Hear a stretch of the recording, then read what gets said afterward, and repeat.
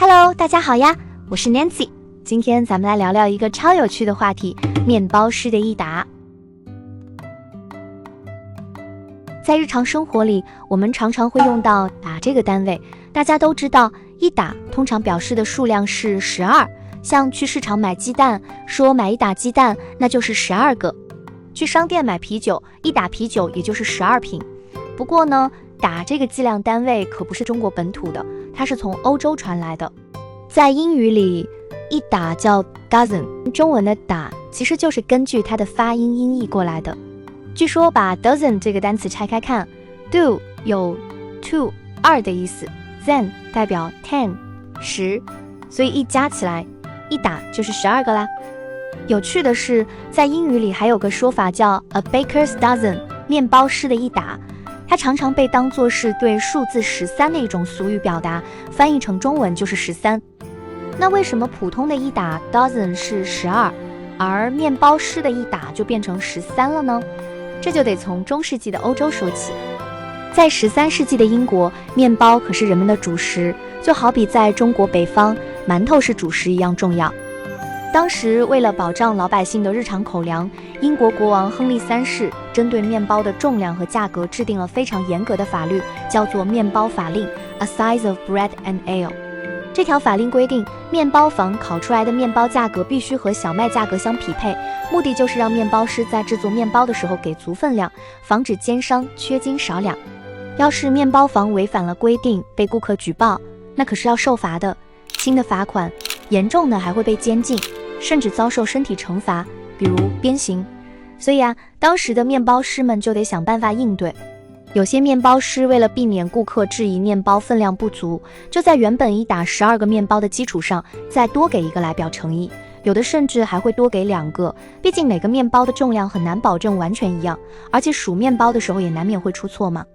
这样一来，就算一打面包里有个别面包体积小了点，或者不小心少数了一个，顾客最后拿到手的面包数量也会在12个以上，就不会觉得自己吃亏了，有一种类似买12送1的感觉，心里也能得到安慰。慢慢的，12个一打的面包就变成了13个，这种做法逐渐形成了一种行业传统，一直流传到现在，成了面包行业不成文的规定。面包师们通过这种方式，很好的规避了违反法律的风险。渐渐的，这种多送一个的方式就流行开了，13个面包也就成了面包师的一打的象征。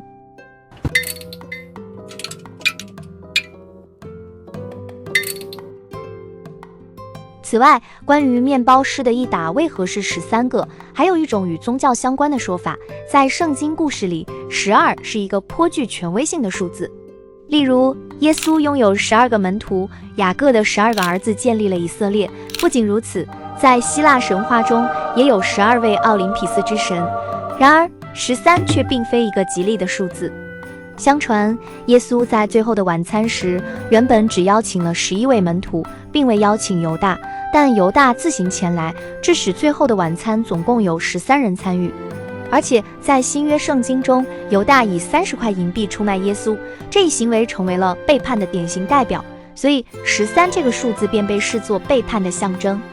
久而久之，这种观念深深融入欧洲中世纪文化，甚至对许多世俗生活习惯都产生了影响。于是后来的面包师们将每打原本12个面包做成13个，用这13个面包提醒人们时刻警惕生活中的诱惑与背叛，同时祈求好运与平安。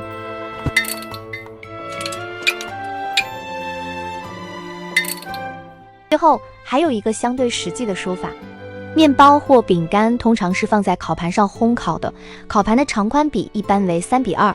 由于面包之间需要留有间距，采用梅花形布置能放置最多数量，这样就出现了5+4+5与4+5+4这2种排列方式。其中5+4+5的排列能充分利用烤盘的4个角，但据说早期烤炉的4个角落不易将面包烤熟，所以人们通常会采用4+5+4这种排列方式。如此一来，一打面包烤出来便是13个，这便成为了一打面包的数量。所以在英语里，面包师的一打并非12，而是因为实际上一打就是13个面包，故而 a baker's dozen 代表数字13。只不过如今面包的品种日益丰富多样，在生活中我们似乎很少能见到13个一打的面包了。以上是本期视频的全部内容。如果对面包师的一打有何不同的看法，或者资料有何补充，欢迎底下留言和大家分享。希望你能喜欢这条影片，如果你觉得这条影片都 OK， 欢迎点赞、订阅我们的 channel。那我们下期节目再见，拜拜。